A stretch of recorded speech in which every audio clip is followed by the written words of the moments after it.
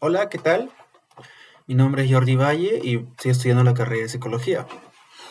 Hoy les voy a contar sobre un tema muy interesante que abarca no solamente la psicología, sino también en general a nuestra propia vida, a nuestra vida diaria, que es la ética y la moral. Y esta vez nos vamos a concentrar específicamente en la investigación psicológica. Eh, lo que debemos saber, primeramente, la ética y la moral en la investigación psicológica es la responsabilidad que tenemos con los participantes, que el consentimiento formado es lo mismo, es lo que abarca es que todo participante debe estar informado y debe tener la información de qué es lo que se va a hacer, cómo se va a hacer, cuáles son los beneficios, cuál podría ser las complicaciones, si puede afectarlo o no, y que siempre vamos a estar cuidándolo durante todo el proceso, siempre fijándonos que el participante se encuentre en el mejor estado posible y si en algún momento procede a retirarse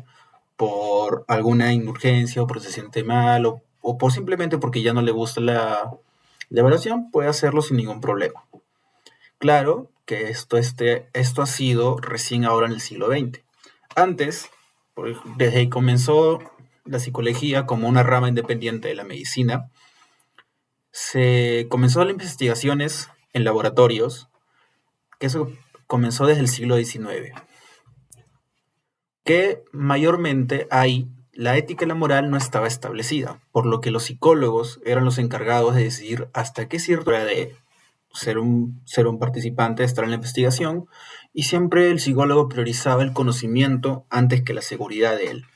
Por ejemplo, tenemos un caso muy conocido que es conocido como el experimento de la prisión de Stanford. La prisión de Stanford comenzó como un boletín, un pequeño anuncio en los periódicos, en donde buscaban sujetos de prueba para un experimento. Varias personas se postularon, de los cuales en varias investigaciones, observaciones, se decantó por 12 participantes, de los cuales 6 iban a tomar el rol de reos y 6 iban a tomar el rol de guardianes, de policías o carceleros. Esto se hizo en el sótano de la Universidad de Stanford. Formaron un lugar en el que era muy parecido a una cárcel o estaba hecho para poder experimentar el cómo se desarrolla una persona en una cárcel, sea reo o sea prisionero o sea un guardia. De lo cual todo comenzó muy bien. El primer día los reos trataron de ser reos, un poquito revoltosos, fastidiosos. A cada uno se le asignó un número, se le quitó el nombre, se le puso un número como identificación, nadie podía llamar por su nombre,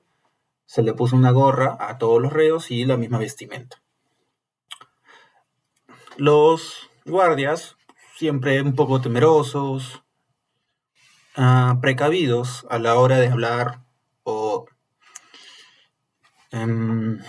coordinar con los reos, hablar con ellos, hasta que el segundo día se hizo un pequeño motín en donde usaron barricadas como los colchones, fierros,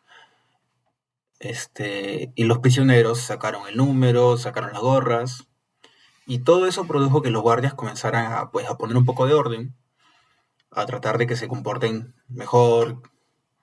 tratar de buscar la forma de que todo esté en más orden,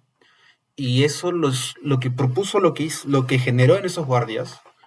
fue el tener el sentir que estaban en control sobre ellos. Lo que sucedió es que comenzaron a atormentarlos, a maltratarlos psicológicamente, ya que estaba prohibido cualquier tipo de afecto físico.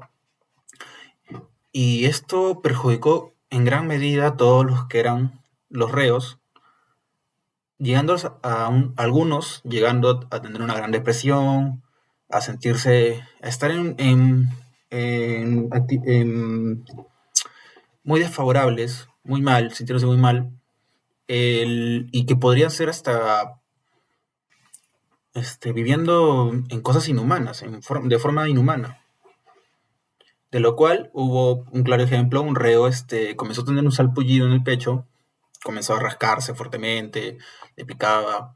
y pidió la ayuda para que puedan retirarlo del experimento, ya que se sentía muy, muy gravemente. Lo que sucedió es que el psicólogo, que el encargado del psicólogo, Felix Zimbardo, que era el encargado de ese experimento, como dije anteriormente, los psicólogos eran los que decidían hasta qué momento se acababa, hasta qué punto llegaba el experimento, y él decidió que simplemente era una excusa del reo para que pueda irse libre y no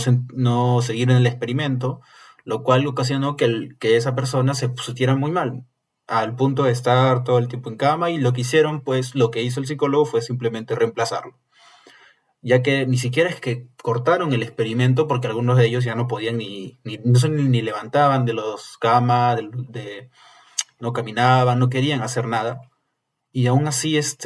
decidieron no parar el experimento, sino que continuar con diferentes participantes. Hasta que llegó el día 6, en donde ya las celdas, la vida era inhumana para esos reos, estaban en muy mal estados, de los cuales la Cristina Lance era una compañera del psicólogo que logró ver lo que sucedía con estos participantes, los que eran los reos, que estaban en condiciones muy desfavorables, y abogó por ellos para que puedan interrumpir este experimento, que su plazo era para 2 semanas y terminó solo en 6 días. Lo que, si ella no hubiera intervenido, no sabemos hasta qué punto había llegado. Por ejemplo, este famoso caso, se hizo una película sobre él, que fue llamado igualmente Los reos, la vida de un reo, la vida de un carcelero, algo así era, que ahí sí fue mucho más dramático, que fue mucho más fuerte en la película, el punto de que uno de los reos falleció, había maltrato físico, y supuestamente la luz roja, que era la que decía que si acababa el experimento, nunca se prendió, hasta que llegó el punto que los reos se rebelaron, terminaron peleando con los oficiales, con los guardias, las, llegando a una pelea muy fuerte, lastimándose uno a otros. En ese momento parece que el psicólogo decidió cancelar el experimento, pues porque lo más probable es que se matarían ahí mismo. Y eso sucede porque no tenían en ese tiempo la ética ni la moral de la que ahora en el siglo XX usamos. Y uno podrá decir que bueno, se consiguieron muchos datos, sí, se consiguieron muchos datos, se consiguió mucha información por ese experimento y con muchos otros. Pero el problema es que ese experimento no se recuerda por sus datos ni por sus conclusiones. Se recuerda por el maltrato y por lo inhumano que fueron, y por cómo ahora esas personas que salieron de ese experimento han terminado en su vida muy mal, con muchas heridas psicológicas que le van a perdurar por mucho tiempo. Y por eso es que se recuerda a ese experimento, no por sus conclusiones ni por sus avances. Entonces entendemos que... Y bueno, y podríamos seguir hablando sobre este tema y muchos más casos. Por ejemplo, uno de los otros casos que me llamó mucho la atención, que fue el experimento de Milgram, que es un caso de obediencia absoluta, que lo tomaron mucho de la perspectiva de que pensaron, si los nazis, el culpable fue Hitler simplemente, o las personas que obedecían sus órdenes eran culpables como él, o simplemente obedecían órdenes. Porque después de todo en la milicia así es. Así se dice que obedecen órdenes y matan personas y muchas otras cosas más. Y por eso es ese experimento de Milgram,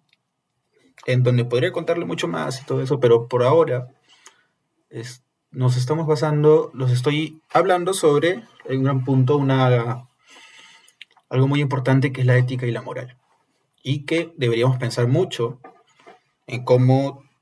la ética y la moral hace que nuestra sociedad sea una mejor sociedad, que no lleguemos a la anarquía y que no lleguemos a problemas mucho más grandes, porque gracias a estas reglas impuestas estamos en un mundo mejor. Tal vez nos cuesta un poquito más ganar conocimientos, pero con el tiempo todo se puede. Así que espero que reflexionen sobre esto, que les haya gustado lo que le he hablado, un poco de lo que les he podido contar, y esperemos que para la próxima tengamos mucho más que hablar, y si algún tema en preferencia les gusta, les gustaría conocer, o ustedes mismos podrían informarme o saber algunas cosas más sobre lo que les he hablado, pues bienvenido y gracias por escucharme. Adiós.